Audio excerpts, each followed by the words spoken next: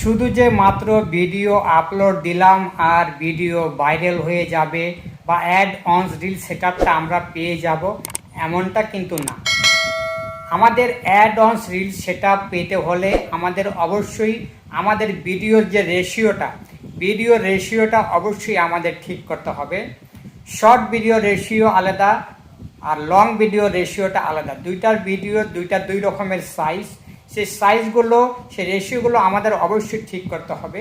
আপনি যদি আমার ইউটিউব চ্যানেলে নতুন হয়ে থাকেন তাহলে আমার চ্যানেলটা সাবস্ক্রাইব করে বেল আইকনটা বাজিয়ে দিয়ে পাশে থাকবেন। আর যদি ফেসবুক থেকে ভিডিওটা দেখে থাকেন অবশ্যই ফলো দিয়ে পাশে থাকবেন। চলুন আপনাদেরকে আজকে প্র্যাকটিক্যালি দেখাবো কি ভিডিওর রেশিওটা কিভাবে আপনারা ঠিক করবেন। আপনাদেরকে আমি এখন দেখাবো মোবাইলের রেশিওটা আপনারা কিভাবে ঠিক করবেন।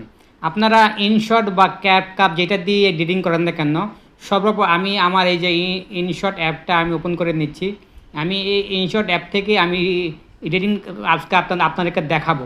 আপনারা কি করবেন, এখন আমি এই যে ভিডিও নিউ প্রজেক্ট, এখান থেকে আমি একটা ভিডিও নিব।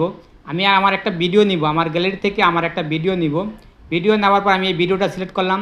ভিডিওটা নেওয়ার পরে দেখেন, এখন আমি আপনাদেরকে বোঝাই, এই যে ভিডিওটা খাড়া এটা হলো ফেসবুকের রিলস ভিডিওর জন্য। হ্যাঁ, রিলস ভিডিও আপনার মনে করেন 15 সেকেন্ড থেকে নিয়ে 90 সেকেন্ড পর্যন্ত রিলস ভিডিওগুলো আপনি এইভাবে খাড়া দিবেন। 3 মিনিট প্লাস যে ভিডিওগুলো, 3 মিনিট প্লাস ভিডিওগুলো এই যে 1:1, এখানে দেখেন এই যে 1:1, এই 1:1 এইখানে আপনি ট্যাপ করবেন। এটা হলো ফেসবুকের অফিসিয়াল নিয়ম। এই যে 1:1 এইটাকে এইভাবে টেনে দিবেন।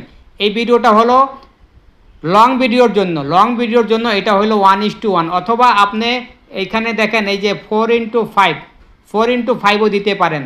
আপনি যদি 4:5 এখানে ট্যাপ করেন, তাহলে এইভাবে দিতে পারেন।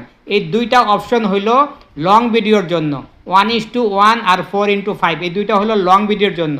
কিন্তু রিলস ভিডিওর জন্য হলো আপনার টিকটক ভিডিও, রিলস ভিডিওর জন্য হলো এই যে এইটা দেখেন, রিলস ভিডিওর জন্য হলো আপনাকে দেখাচ্ছি আমি। রিলস ভিডিওর জন্য হচ্ছে এই যে 9:16, এই যে 9:16 এটা হলো রিলস ভিডিওর জন্য। আপনারা যখনই যেভাবে ভিডিও বানান না কেন, আপনারা কি করবেন, এই অপশনটা রাখবেন। রিলস ভিডিও শর্ট ভিডিওর জন্য এই অপশনটা সিলেক্ট করবেন। এই যে এইটা সিলেক্ট করবেন। এটা হলো শর্ট ভিডিওর জন্য। আমরা কি করি শর্ট ভিডিওর জন্য, অনেকে ভুল করে, বেশিরভাগই আমি দেখি এই যে ইউটিউবের এই যে অপশনটা এটার মধ্যে এইভাবে এটার মধ্যে ভিডিও আপলোড দেয়। শর্ট ভিডিওগুলো এখান থেকে এইভাবে ভিডিও আপলোড দেয়। আমি অনেকের ভিডিও দেখেছি। শর্ট ভিডিওগুলো এই রেশিওতে আপলোড, কিন্তু এই রেশিওতে যদি আপনি শর্ট ভিডিও আপলোড দেন তাহলে আপনি কিন্তু অ্যাড অন রিলস পাবেন না। আপনার রেশিও অবশ্যই ঠিক রাখতে হবে।